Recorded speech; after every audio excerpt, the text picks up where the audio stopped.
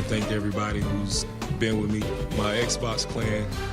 When Kobe going back to play Madison Square Garden, and he's like, hey, hook me up with dinner with Heath Ledger.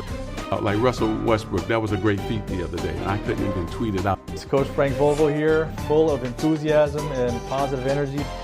Ask me what I like to play with Kevin Durant. Ask me about Kyrie Irving, Giannis. Ask me about Embiid, Ben Simmons. Go ahead, all of them. There was a time when the Israelites were wandering in the desert and all of a sudden bread came down from heaven. That's kind of what today feels like to have KCP join. Welcome back to Bulls versus Blazers. You can find us, as always, on Apple, Spotify, Google, anywhere else that you can find podcasts, YouTube. Make sure you subscribe, rate, review. I actually got an email today saying that Amazon and Audible are adding podcasts to their arsenal of things you can get now. So I submitted the podcast to that, so it'll be available on there at some point if that's kind of what you're about too. But you can find us kind of any of those places. As always, you can subscribe to the Patreon for $3 a month to get an extra episode every week. That's patreon.com/BullsVBlazers. I am Sean Highkin. As always, with me, Erik Gundersen. Yo, what a night. A great afternoon, actually, I should say. Yeah. Of hoops. Great afternoon and early evening. The last two games, nobody really gave a shit. Yeah, I didn't even watch either one of them. I didn't either. Although I did enjoy the clips of Giannis headbutting Moe Wagner, though. Yeah, and then his his explanation after the game was like, I blacked out. It was not black, but it was like I'm just so mad at how everyone else is like manhandling me and like being physical with me and like coming at my legs is basically what he's saying. Like he kind of like Moe Wagner was the recipient of a lot of just general Giannis anger from how teams have been defending him and being physical with him and him. You know, I think it's part of his grift before the playoffs to try and get some calls as well. You know, who among us hasn't blacked out and just headbutted somebody, though? I mean, you know, Giannis, you know, he learned from Zidane. So, I think we're just going to vibe check today. Is that kind of what we're going to do? I think we should vibe check. I mean, I think I want to just go straight into Portland. Okay. Let's just be real. Like, we have some other vibe checks to talk about. We have the Amazon Prime quarantine, R.I.P. To throw out there for all the efforts that they did. But I mean, this game was the game of the night. Again, it seems like Portland is in the game of the night every night during these bubble games. Dame follows up the 50 with 61 and has like the most improbable shot. When that one went in, I was just like, okay, there's just I knew the Blazers were going to win the game at that point because you don't have a shot like that go in and then you lose. Like that's just like it was fate. Like it had to be fate at that point. Yeah, and my mind immediately went to the historical, and even Terry Stotts said it after the game, to the Don Nelson shot in 1969. But like, you know, Dame's shot was from 34 feet away or whatever, and like almost 35 feet away. So it went, you know, twice as high as the Don Nelson shot from 1969 that was taken at the free throw line. It was like out of the frame. Like that even like got off of the TV screen and then went back down and dropped in. Yeah, I compared it to like the difference between weed in 1969 and like dabs. like just the potency of the comparison between what Dame's shot was compared to what Don Nelson's shot was. Like Don Nelson's was the first, but like this is a whole new ball game. So so the Don Nelson shot was the kind of weed that Don Nelson was smoking in 1969, and this Dame shot was the weed that Don Nelson is growing on his farm in Hawaii. Yes, exactly. The 2020 Nelly Kush that he's smoking on his farm in Hawaii. So shout out to Don Nelson, absolute legend. Yeah, of course. Also kind of funny that it happened against the team that his son runs. Donnie Nelson is the GM of the Dallas Mavericks. So the irony there is pretty funny. You think they text? Or I mean, I would say, do you think they text? But like, I don't think Don Nelson owns a phone. Like, there's no chance. I don't think he texts, that's for sure. He might have a phone, but I highly doubt he texts. He's got a landline that he just calls people on. Yeah, exactly. Rotary phone, maybe. I think he's very low tech. Maybe some walkie-talkies on the property, you know? You think he's even more low tech than Jeff Van Gundy with the flip phone? Oh my gosh. Jeff Van Gundy's flip phone and the terrible pictures of that dog that's not even that ugly. The dog, Mr. Pickles, that he says is the ugliest dog of all time. It's not even that ugly. I just enjoyed Jeff a couple weeks ago saying that he got on Instagram and had to get off after like a week because he didn't say why, but he said he just like fell down some wormholes. I think I'm worried that maybe he liked a picture like Kurt Rambis did that one time. Yeah. I mean, we heard him. The legendary viral moment of him thirsting after Rihanna when Rihanna was sitting courtside at the game. He's like, "It's Rihanna," and so Jeff Van Gundy, who among us? He just didn't want to be horny. He didn't want to get caught being horny on Maine. I was in line at a porta potty in the media section at All-Star in 2015, and Rihanna was using the same porta potty and walked like right past me. So, I've been there. Nice, of course. Been there. You've had it happen before. But yes, the Blazers win this game, and now they're in the driver's seat for the 8th seed behind Dame's 61 points. Carmelo Anthony, dude, continues to stay mellow, dude. Turning back the clock. Literally it seemed like every big play down the stretch for Portland offensively was Dame and Melo in a 2-man game, having Melo set some kind of ball screen for Dame and just letting Dame make the choice. And a couple of times Melo had a big 3 out of it off the roll, and then he got Trey Burke on a switch and posted him all the way down to the rim and got fouled. He did everything tonight, and he had, again, with some big defensive plays, 2 steals. Portland had a shitty game from Nurkic, too. And, dude, Hassan Whiteside... you hate to see it, but... Yeah.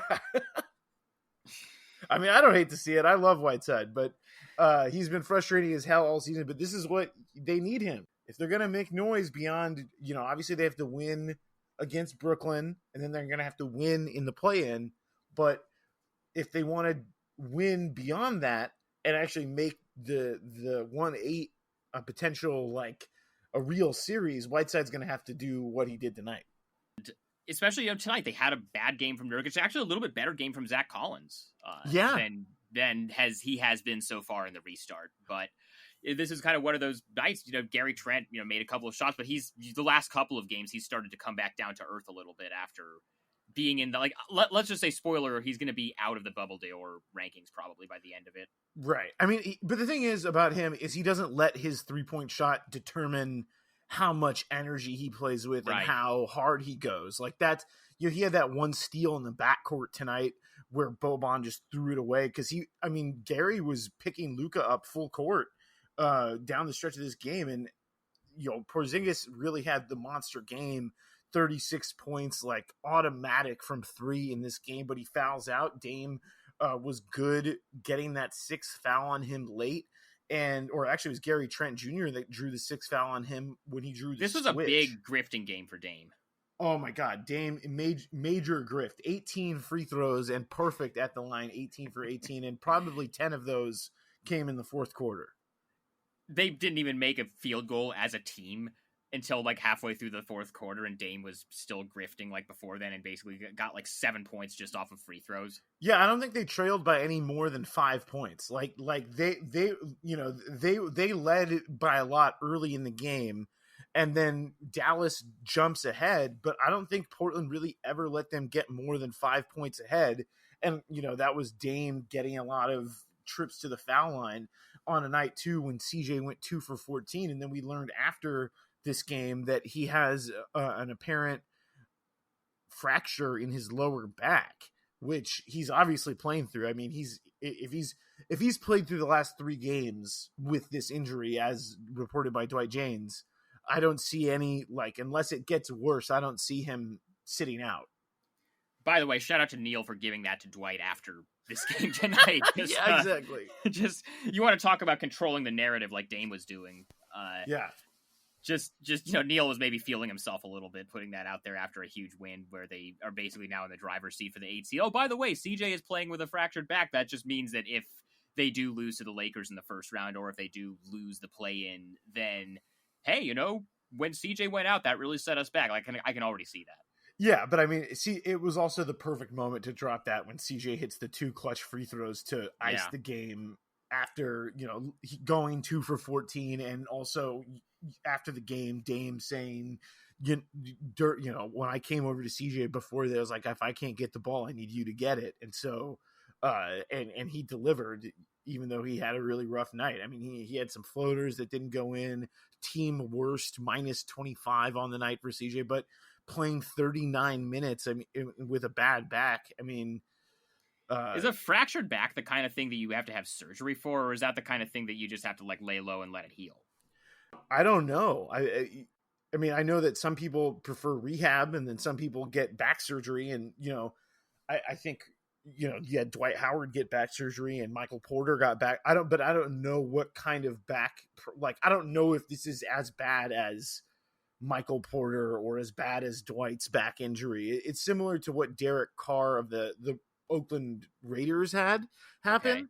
Okay. And he played through it and played football. Obviously he played, he plays quarterback, so he's a little bit more protected, but so that's like the most commons, but he's playing through it. I mean, this is what these guys train and diet and all that shit for, is to play in these moments, even if they're not 100%. I mean, we talked about this on the last Patreon pod. Like, this is how it goes. Like, these guys are they're highly paid warriors, and they're gonna fight through injury to be out there, and CJ's doing it right now.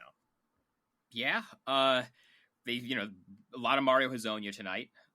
Good, that's dampening the vibes, but he honestly, except for his shooting, he actually, I thought, played well.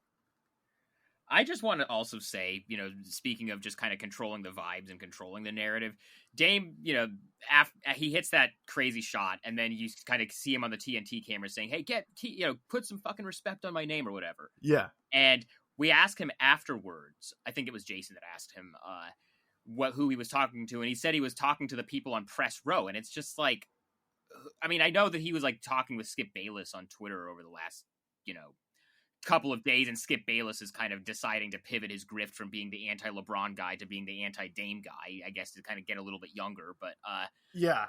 But like, who is this media that's critical of Damian Lillard? I don't think any NBA star has a higher media approval rating than he does right now.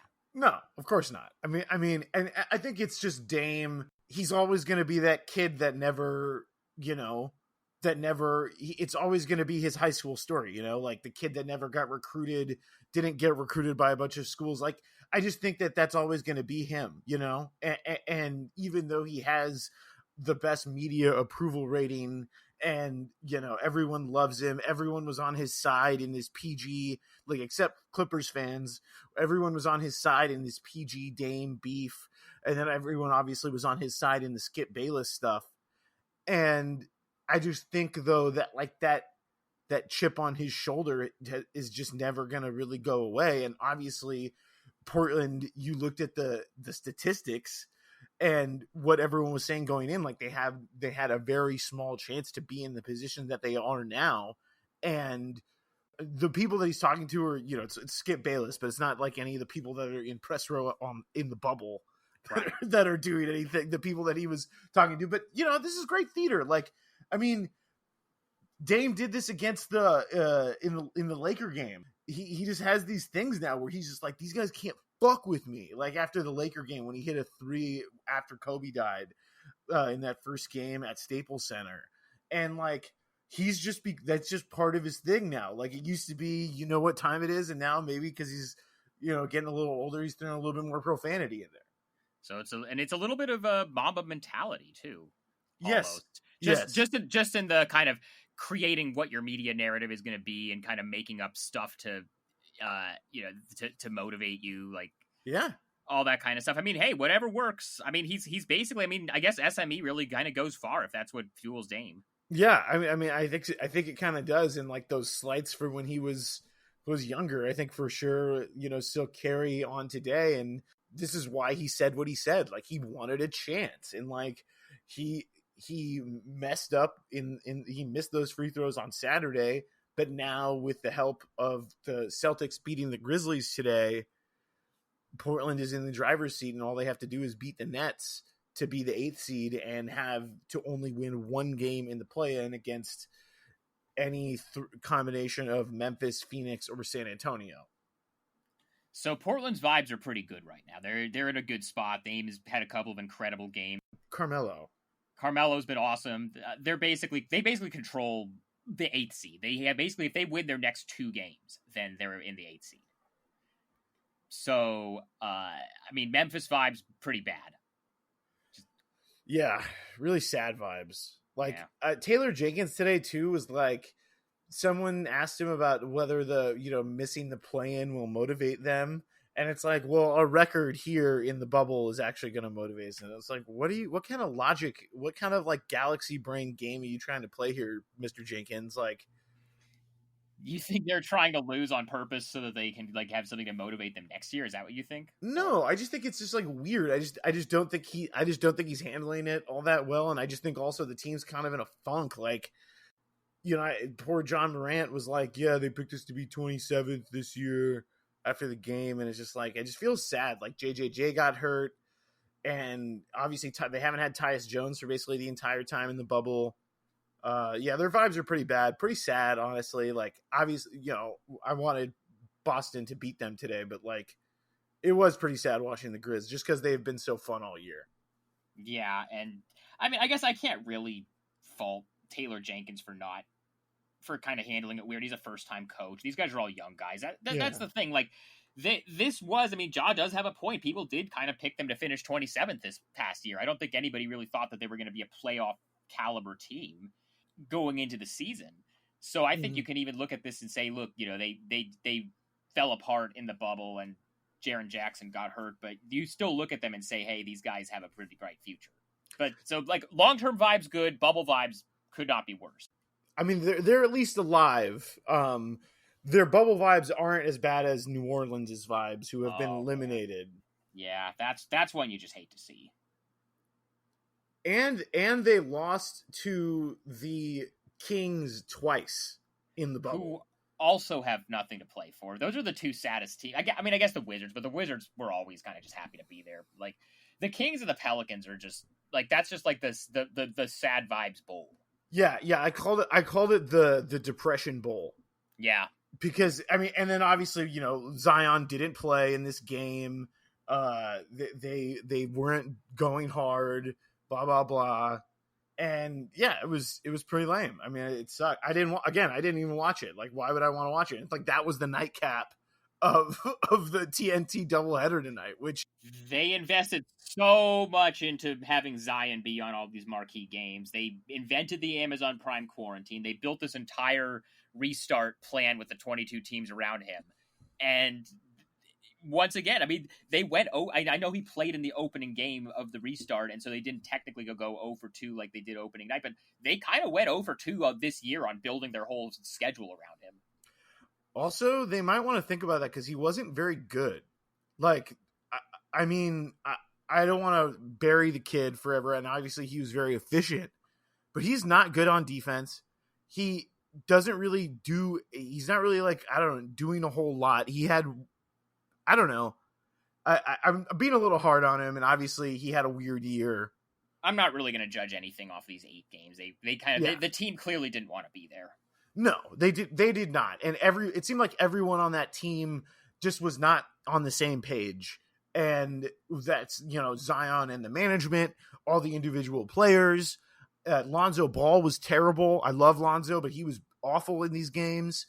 Drew Holiday wasn't very good in these games. Everyone was really bad for the most part for the Pelicans. And, Zion is not excluded from that. So, I guess basically what I'm saying is that they were all bad. Shout out to Alvin Gentry. I hope he enjoys his retirement. Yeah, it seems like he's going to get fired. It seems like he's pretty going to get fired. Yeah, he is. And I've also kind of heard that he wouldn't be heartbroken if he got fired. I think he's 65, and I think he's been doing this long enough. I think he might just kind of be ready to be done with this. Yeah, and it's a different task now, too, being like, he's 65, like you said, and it's like he's got to deal with like maybe the youngest core in the league and a young star who doesn't really know the finer points of NBA basketball and who's also been like christened by the powers that be as the next guy, and they were terrible this year. And it's just like, yeah, why not just be an assistant coach on a good team and coach offense and have a way less stressful job? I mean, I know a ton of coaches that have had experience as head coaches that kind of enjoy being assistants a little bit more because there's just a little bit less pressure in that job. Did you see the Woj report the other day that Jason Kidd and Ty Lue are the two front runners? Yeah, I mean, I'm not surprised. Jason Kidd's agents are working overtime, and Ty Lue is the guy that I would want if I was a Pelicans fan, just because he's a good coach. I mean, he has a winning record as a head coach. I think he has like an over 60% winning percentage. Obviously, he coached LeBron, but that's still really good. And I mean, I would want Ty Lue. Ty Lue or Kenny Atkinson would be who I would go for. Or to, go for one of those assistants. Go with, Darvin Ham from Milwaukee, or our guy David Vanterpool, who's in Minnesota but was in Portland for a long time. For a lot of reasons, I would not do the Jason Kidd thing, but I guess he's always kind of gets his name in the mix for these things. Yeah, I mean, he's obviously has good representation, and obviously still within the league as a basketball mind has a good reputation, I guess. So. Yeah. So the King. Do we even need to say anything about the Kings? Or No. Bad vibes. Spurs are fine. They're still pretty good vibes. They're still in it. Yeah, 5-2. Yeah, 5-2. Phoenix's vibes are just phenomenal, though. Like, continue to be the best in the entire bubble. They're still undefeated. Devin Booker is probably going to win the Bubble d'Or that the league actually announced today. Yeah. Which, by the way, they need to pay us royalties for that. Oh, they do. I know. We created this whole idea of the Bubble d'Or, and they need to credit us. Yeah. And send us a little check, and maybe a Bubble d'Or replica. Adam Silver, subscribe to the Patreon. That's all we need. That's our payment, is Adam Silver subscribe to the Patreon. Who knows? Maybe he does listen to us, because this is why he created it. Well, we did it on the Patreon episode, though, and I have the names of all the people who subscribe to the Patreon, and he's not on it, unless he's doing it under a burner. Maybe Doof is secretly Adam Silver. Or Big Corbs. Corbs I could see as an Adam Silver burner. But Phoenix, they win, but they still had also maybe the funniest thing happen in the bubble, where Deandre Ayton missed his test and then got the Amazon Prime instant results for the game, and then shows up at the game in the second quarter and rides the stationary bike before going in. I called him Quarantine Willis Reed. You should not be allowed to actually come back into the game if you're not active at the start of the game because you missed a COVID test. Like, that's definitely some shenanigans on the part of the league.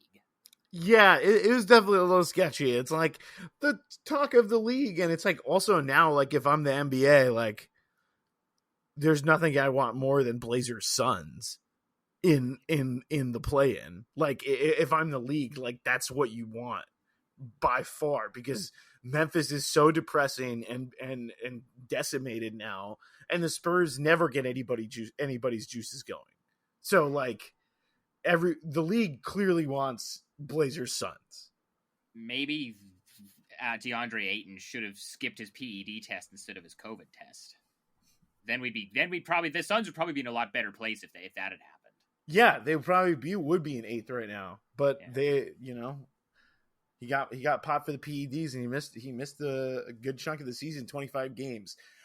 Dallas, their vibes are fine. I mean, they played hard today. They wanted to win this game. I think they were trying to catch Utah and maybe make that 6th seed situation more interesting, and maybe get a chance to play Denver, but they obviously lost today. Yeah, that Luka Giannis battle from the other day was incredible, and Porzingis was great tonight against Portland. Like, the Mavs are fun, they're good, but I mean, they're not going to beat the Clippers in the first round. But I'd say overall their vibes could be worse. Yeah, and I would not be surprised if they take a game or two off of them. I mean, the way KP shoots the three, if they get Seth Curry back in there, if Luka gets hot, like, they could, because the shots that Luka's taking are always going to be tough. And I don't know if they're going to be that much tougher when PG and Kawhi are guarding him. No, I don't think so. So Utah vibes still pretty bad. Yeah, 3 straight losses. Generally not enjoying watching them at all. The best thing that they had happen to them in the past week was Donovan Mitchell hitting a bunch of shots late in the game, and then they lost that game anyway. So I guess that goes tells you all you need to know about about how the vibes of the Jazz are going. Yeah. Not really respecting the Jazz. The Thunder are still fine. Yeah, Not they really rested worried about everybody them. the other night. Yeah, they're okay. They'll be fine. Houston also fine. Not really worried about them. Rested Harden today against San Antonio, and San Antonio won. Yeah, Denver. Their vibes are better than they were when Michael Porter was doing the anti-vax stuff. They almost won that game against the Lakers, even though they didn't play like any of their guys in the second half. They'll probably beat Utah in the first round just because Utah is even sadder than they are. But I still don't see them as a real contender. I don't even like Denver really, and I have them over Utah in 5. I don't think that series is going to be particularly close. I know that game was close, but I just don't see Denver giving up more than one game against the Jazz. Just the way that Utah has looked in these bubble games, they just haven't looked very good. Yeah, we're not really respecting the Jazz, and all the Clippers look really good. Yeah, they've been. I mean, except for when they lost to the Nets, right. But the Nets are like scrappy though. Yeah, and the Nets, they're going to do this, and that's apparent. I mean, Portland's going to have to show up and play that game. They're not going to be able to walk through that game and get a W. I can see that game becoming a lot closer than it needs to be. Yeah, I mean, because they're just Brooklyn is kind of like a mini Houston, where and they're nowhere near as talented, but they try to outmath you and just shoot a fuck ton of threes, and they're gonna just try and do that, and that won them the game against the Clippers. And so I'm not worried about the Clippers too much. I mean, Kawhi also took the weekend off, or took one of the weekend games off. I am a little worried about Pat Bev's calf. You'd like that to resolve itself. You would, and the calf is one of those ones where that's kind of one where you don't want to let a guy come back too soon, because that's one of those ones that can linger, or you can make it worse by playing through it. Yeah, and he's such a guy that's all about intensity with the defense. You don't want anything physically going on with him, because that's, his physicality and his activity is what makes him such a difference maker. And if he can't do that compromises him a lot. The Lakers. The real Lakers of Los Angeles. Nobody believed in Kyle Kuzma. He did. He hit a shot over Jesus. He would shoot over Jesus. It was pretty funny that there were a lot of people using the stuff that people say about Carmelo last night when Kuzma hit the shot. They're like, I can't believe... apology form. Yeah, the apology form for Kuz, or I can't believe Kuz was out of the league for 2 years. They tried to cancel Kuz. Yeah, they tried to cancel Kuz. Well, that's what you said about Melo. So, I mean, I do like Kuz because he does stay mellow. I do like him for that. He's spiritually the most mellow staying player of the younger generation. He is. And also a pretty baller move to call game on the game winner. He caught it, threw it up and said game time, and just ran down the court. And he's shooting 44% from 3 in the bubble. I do think that it really helped him to have a training camp where he was actually practicing with the team, because he didn't get to have that earlier in the season. And I think that's part of why he struggled so much and had, prior to the bubble, had probably his worst pro season. It is going to be pretty funny when the Lakers give him $90 million on an extension after this, and then he isn't a $90 million. That's going to be the thing. And I'm kind of between the different, I don't think he's terrible, but I also don't think he's they're the third best player on a title team, like what LeBron said that he has to be. I don't know. Yeah, I mean, I don't know either, but you look at the rest of their team, who else is going to do that? Yeah, I don't know. That's why I could see some weird team making it to the finals. Maybe not the Lakers. I don't know. Yeah, I mean, it's good for them that Kuz has played this well, but I mean, without Rondo, they don't. To me, they don't. Or they also lost Avery Bradley, and the way Waiters has played, Waiters hasn't looked very good. Danny Green hasn't made a shot, and they have Quinn Cook and JR, but I don't know. That doesn't do a lot for me. And they kind of look. I was actually kind of talking to my mom about this because she watched one of the Laker games against the Raptors. Shout out, Mom Talk. Hell yeah, mom takes. She said that the one thing about the Lakers that is a little weird is that they look old, and it's true. Like in the Raptors game, they kind of looked old, and at times in the Utah game, they kind of looked old, and sometimes in the Denver game, they looked old. Like and this is maybe a thing that LeBron's teams do to us all the time, but like they just don't. It just hasn't been very inspiring, stuff from the team, and it's weird because this situation's so unlike any other thing, and there's no home court, and like in a normal situation against a 1-8, you'd be like the first Laker playoff games in 8 years at home. The atmosphere is going to be totally in their favor. And now it's going to be this weird digital crowd with no actual fans, not at Staples Center. Like, do you think they might sneak Jack Nicholson into the bubble or flee? I mean, they wouldn't be able, maybe on the low, like, but we wouldn't see it on TV. Like, you don't think they could give Flea the Amazon Prime quarantine? Maybe. I mean, if Flea came through with Genie Bus, then yes. Worldwide Wob. Just coming through. Dude, but then he wouldn't be able to get the highlights up with the phone.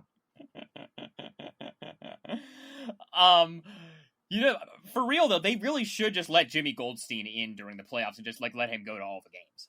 Yeah, why not? They should just put him on press row with all the media reporters that are allowed to be there. They should just have him on press row right there.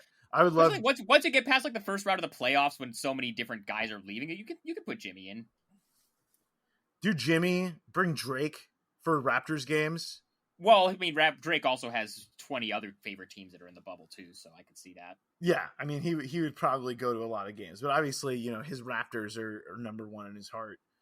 Because there was nothing before them. There was nothing before we were here. There was nothing here. Well, and also the Warriors are not in the bubble, so he wouldn't really have any conflicts there. True. Let's go East. Milwaukee. Washington, shout out. Yeah, shout out to the Wizards, who are somehow worse than they have a lower winning percentage now than the Hornets. Shout out to their families. Yeah, shout out to their families who will be seeing them soon. And shout out to them being good sports. Shout out to Ish Smith as always. Shout out to Bradley Beal, who's been live tweeting like all the beefs between Dame and Paul George, and like with live tweeting the headbutt of Giannis and Moe Wagner today. So he's been enjoying watching it from home. Shout out to Troy Brown, go Ducks. Yeah, definitely. Brooklyn, good vibes. Great vibes, honestly. I mean, I didn't expect them to get 7, honestly. Coming into the bubble, no, but like once the Magic like lost Isaac and lost all these guys, like that's kind of like, we don't need to talk about the Magic, do we? They just have pretty sad vibes. They're going to get demolished by Milwaukee in the first round. Yeah, Terrence Ross left the bubble to get some kind of medical consultation. Yeah. It's all bad for Orlando. Yeah, it's not good. Philly, still not great. Really bad. They lost Simmons for the entire bubble.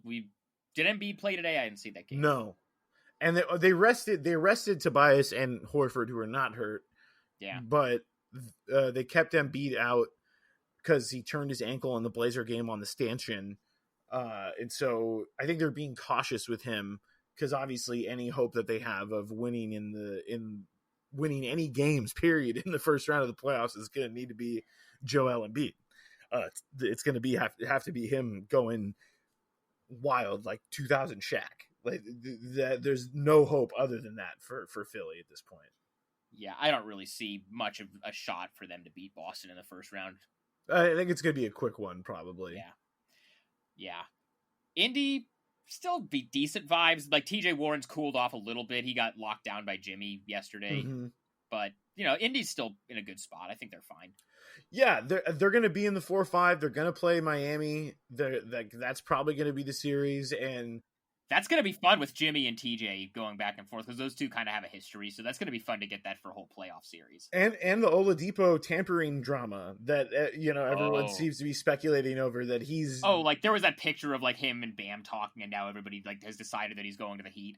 Yeah, he was kind of chilling with the Heat the other day. I mean, if you think about if you're the Pacers and you think Oladipo's not going to be happy there, I mean, you could do a lot worse than Tyler Hero and someone else for Oladipo. Like you could do a lot worse like that. Like that's not the worst deal if you're the Heat or if you're the Pacers.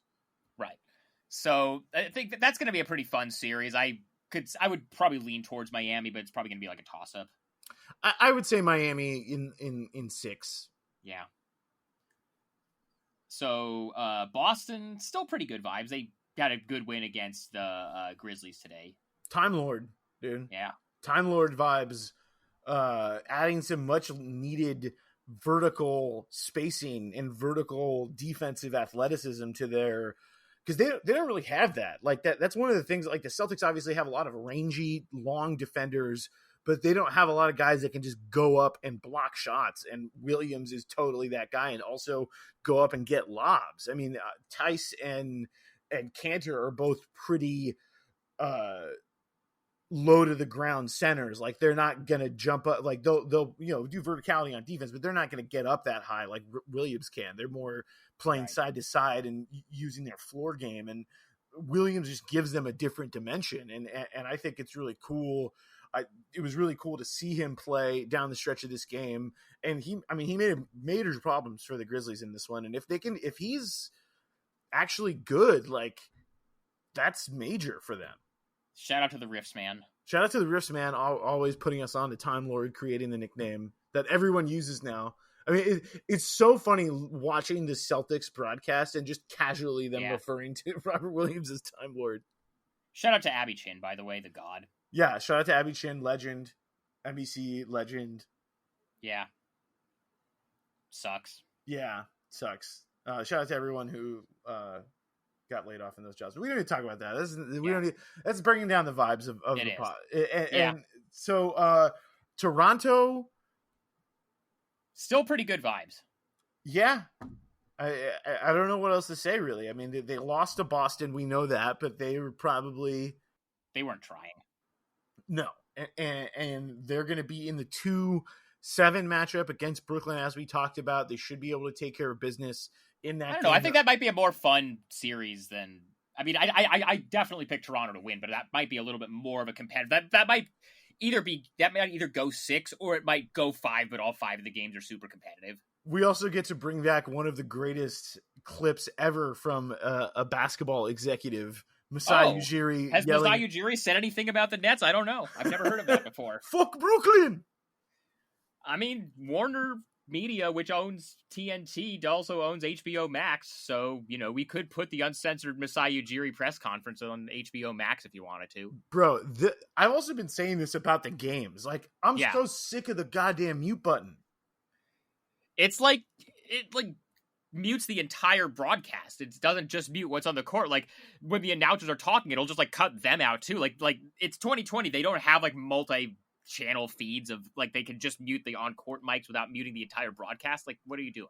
Yeah, do they not have, a dump button for one channel and where they don't have to do a dump button for the entire sound of all the channels?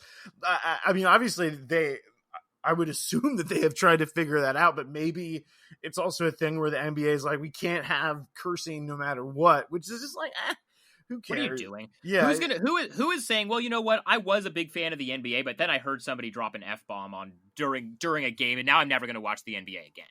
Yeah, and it's these grown ass men that are only around each other all the time for the last 6 months. Like, emotions are gonna get high, and there's gonna be anger and emotion happening. Also, with these games having so much importance right now, especially in the 8 seed games, you're gonna get guys saying a lot of things that are heat of the moment type things that aren't normally said, but that's okay. It should be encouraged, and it kind of sucks how. And also, I think the thing I hate the most too is in the games when the referees can hear it more, and then they're like double technical and technical here, technical there. Like that's happened with regular fouls too. I feel like you can hear the contact more. So even stuff that maybe they would let go normally, that just like a good, just some contact, like guys positioning that normally wouldn't be called a foul, now because they can hear it, they're more inclined to call it a foul, when in normal circumstances we would just kind of let him play. Yeah, and I think too it also allows guys who are really good at working the referees to get their way, like Dame's gone to another level with that. Yeah, during the bubble, like he's really he's studied under Chris Paul now in the art of working the refs. Yeah, I mean the way he was getting those threes too. I mean it's really incredible. I mean he does it even better than CP does, because he's launching from comes around the screen on the around the 3-point line, and he's getting 3 shots. I mean, it's like him and Harden right now in terms of the grift, and Dame has built up so much goodwill just with everybody, because everybody just likes him more than they like Harden, that I think it makes people more likely to give him the benefit of the doubt on it. But so that's like a crucial element of the grift also. Yeah, because no one is no one's like, oh my God, I'm so sick of this, and blah blah blah. And it's obviously Mavs fans were probably sick of it tonight. I mean, but you know what? The Mavs had 10 more fouls drawn than committed in this game. So what do you want? Yeah, no, I totally agree. Lillard has definitely been training in the dark arts, and I think also too having a guy like Melo around and also I feel like because Dame has worked the refs a little bit more, I feel like Melo's getting more of these calls now too. Like Melo's getting a lot of good grift moments. Well, Melo's in these an games. old grifter. True. I mean that's part of his game. He's always been a legendary grifter. Obviously, the scenario that Portland wants the most is Portland playing Memphis, I think. Oh yeah, for sure. I don't want any part of Phoenix, because Phoenix I feel like is never going to lose again. It would be cool as hell though. I know that the Blazers have a better team on paper than Phoenix, but Phoenix is never going to lose again unless if they make it would be really funny if they went 8-0 and then still missed the play-in. But and so if that happens, then it's still kind of a pure memory. Whereas if they made it to the series against Portland, even if they were 9 and Portland was 8, I still could see Phoenix winning twice, just because Phoenix is never going to lose again. Yeah, so if you're Portland, you got to hope that Giannis is getting suspended for the bubble seeding game finale, which is very possible because he headbutted Moe Wagner. And so if they don't play Giannis, and maybe then they don't play Middleton, they don't play Bledsoe, and you get a short-handed Milwaukee squad out there. Do you think that Giannis was playing chess? Because if they lose to Memphis, then Memphis probably gets the 8. Or Memphis probably gets the 9. And then Portland gets the 8 if they take care of business. And then that makes it easier for Portland. And then Portland has the best chance of any of those teams of knocking off the Lakers, who might meet Milwaukee in the finals. You think Giannis might be just, have his third eye open a little bit? I do think that there's a little bit of conspiring to get Portland to play LA.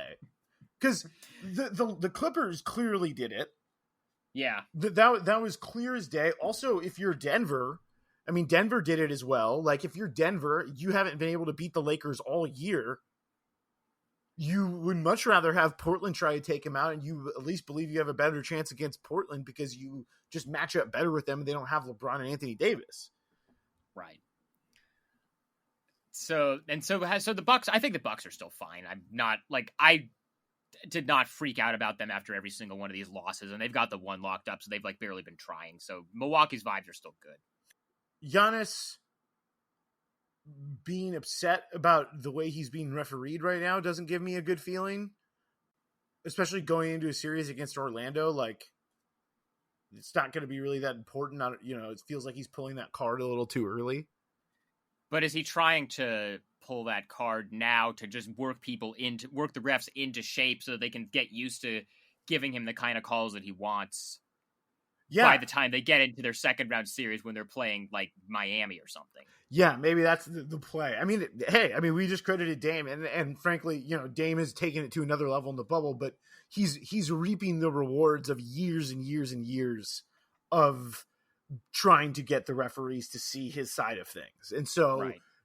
so Giannis is basically just doing the same thing, and so maybe that will be a key for him, because that Miami series is going to be wild, because it's going to be very physical. Bam probably guards him just as well as anybody in the league can. Then you have Jimmy as well, who's not going to be a pushover, and then you have Jay Crowder, who's a pretty strong guy, obviously not that big, but he's just another body. Yeah. They have a lot of guys you can throw at Giannis, so he's probably going to be getting beat down pretty hard in those games because it's the Miami Heat.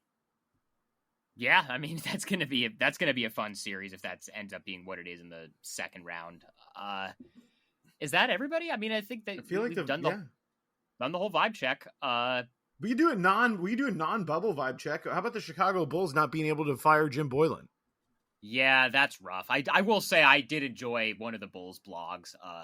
Had a column today that was like, fire Arturas Karnisovas because he hasn't been able to convince the ownership to fire Jim Boylan in his 2 months that he's been on the job. So like, I just want to say shout out to the Bulls blogs for always staying on brand. I have a Bulls group chat that's like just already just despondent about the future of the team and already declaring the new regime a failure because they haven't been able to fire a coach in the middle of a pandemic when they're not going to play again for 6 months. So that's fun.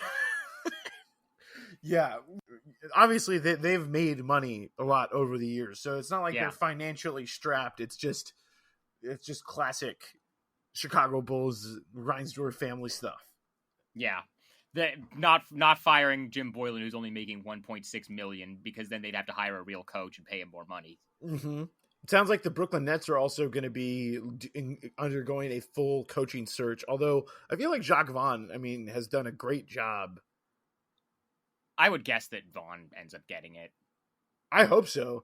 He didn't really, I don't think he really got a fair, he obviously got a chance to be a head coach, but the Orlando situation that he was in was really bad. They were actively tanking. Like, Sam Hinkie obviously is the poster boy for that, but Rob Hennigan was like right behind him, and he was worse at tanking than Sam Hinkie was, but he was still tanking. And I don't think Jacques Vaughn was really going out there with the best intentions, because I think he wanted to keep his job.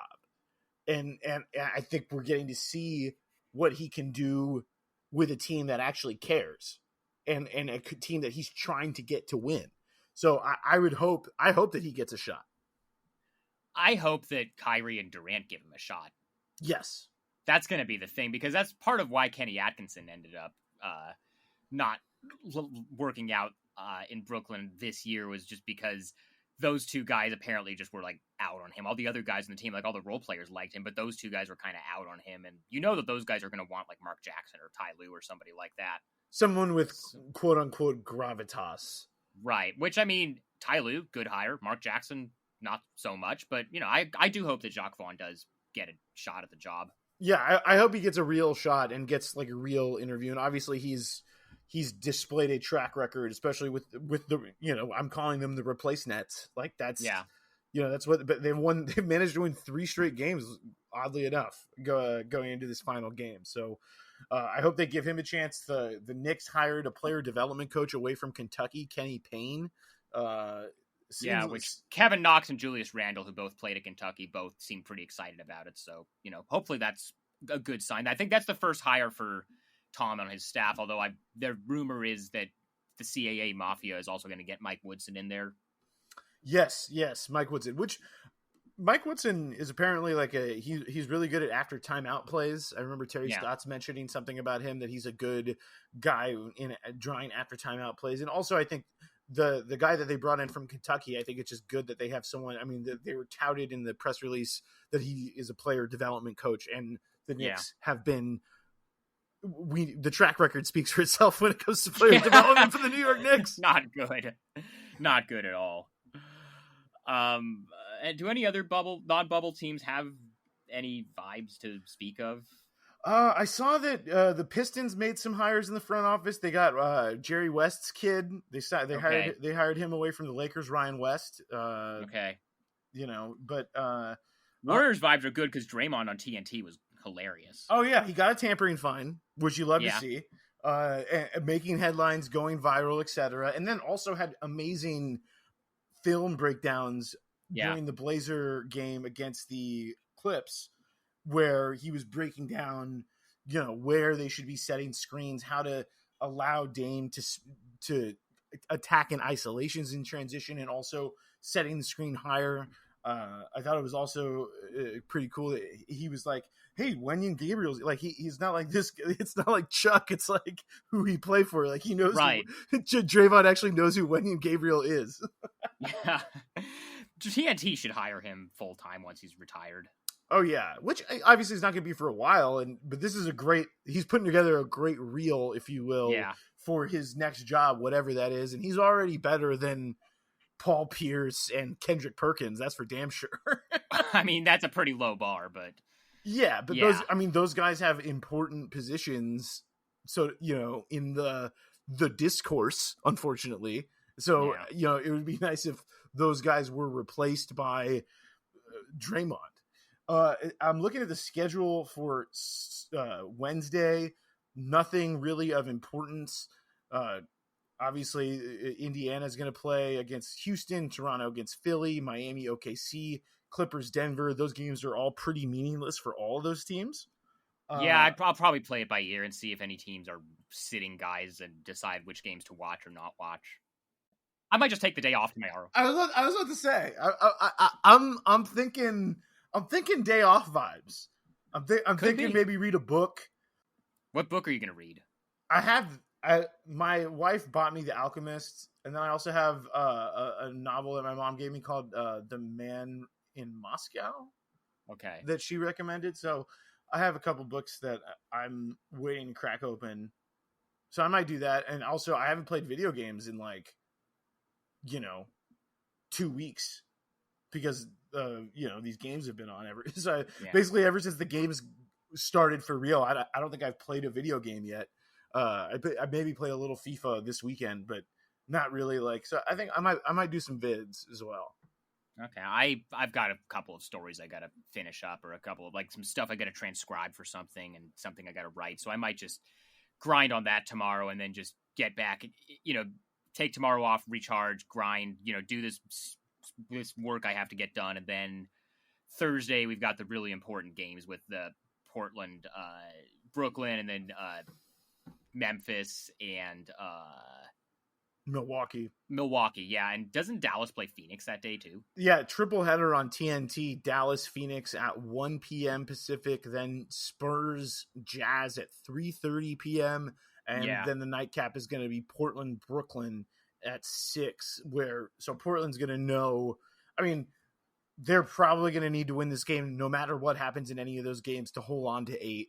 But, because I don't think but hey, Phoenix, maybe again, no, they haven't lost yet. So who says, and they already beat Dallas once. So we know that they can do that. Dallas is also locked into 7 now, so they might just not play anybody. Yes, that makes a big difference. They might sit Luka, they might sit KP, and try to just have them recharge for when they play the Clippers. Yeah. Then, so those are the 3 big games. The Lakers are also closing out their schedule on Thursday. They play SAC early in the morning. And then also there's a Boston-Washington game if for those of you that want to watch that. And then also, if you're really, really, really depressed and don't want to watch the Blazer game for some reason, there's New Orleans, Orlando going on Thursday. Yeah, that's a rough. I might just, except for Thursday, I might just take tomorrow and Friday completely off. Yeah, because Friday is, again, there's 4 games with 8 teams that are all playoff teams that the game doesn't matter right. As far as the seeding is concerned. And then once the Thursday games are over, Saturday is the play-in game. The first game is going to be at, I believe, 11:30 Pacific time on ABC. The West play-in game, whether it's going to be, we don't know for sure yet because nobody has clinched anything yet. Everything is still technically up in the air. So we don't have a full schedule, but after Thursday, we will know who's playing in the play-in game and what that all means for and then the weekend. After either Saturday or Sunday, we will know what all the playoff matchups are. And so at some point before the first round actually starts on Monday, we'll have a Patreon episode that's probably just going to be kind of a playoff preview of all the series. Yeah, and a bubble day or seeding game. We'll give out the bubble day or for the seeding games on our show. Yeah, and yeah. Updated rankings, everything that you need to know about the bubble day or. Maybe we make our own bubble day or squads. Maybe. I mean, they are going to do the all seeding games teams, right? Which I'm sure they're going to vote on that. After they're going to vote on that after Friday, and you would assume that the play-in game has no bearing on the seeding game trophy or whatever. But yeah, as it stands right now, I feel like it's got to be if Dame and the Blazers get 8th, I feel like it's going to be him. It's either him or Booker. I think those are the top two. Yeah. Book goes undefeated. I mean, that's going to be a pretty hard story to turn down as well. Yeah. So, other than that, I think that's kind of all we got for right now, right? Yeah. I mean, there's nothing wrong with with wrapping it up here. I mean, especially because everyone knows what's going on. We have the 8th seed. Yeah. That's it. Like until we get to next Monday, where we actually have real playoff games, and obviously the play-in this weekend, the story is the story. It's the same one. The 8th seed in the West is still crazy, but other than that, everyone's kind of playing out the string. Yeah, it is. So we'll be back after we kind of have all the playoff matchups decided. We'll do a preview there, but until then, make sure you subscribe on all platforms, whatever platform you subscribe on, Apple, Spotify, Google, YouTube, apparently Amazon soon, or now maybe, who knows. Subscribe to the Patreon, patreon.com/BullsVBlazers. $3 a month, you get a bonus episode, which will be the next episode. This one is a free one, but the next one will cost money, so get on that if you enjoy what we do. You can follow the show on Twitter and Instagram at BullsVBlazers. You can follow me on Twitter and Instagram at Highkin. Read my stuff on Bleacher Report. Erik, tell everyone where they can check you out. You can find me on Twitter at Blazer Banter. You can find my coverage of LeBron James and the Lakers at LeBronWire.usatoday.com. And you can subscribe to my Blazers newsletter and podcast at blazerbanter.substack.com. And so just do all of that. A lot of good stuff coming from both of us with the playoffs heating up. We will just be back with you guys later this week with a Patreon episode. Thanks for listening.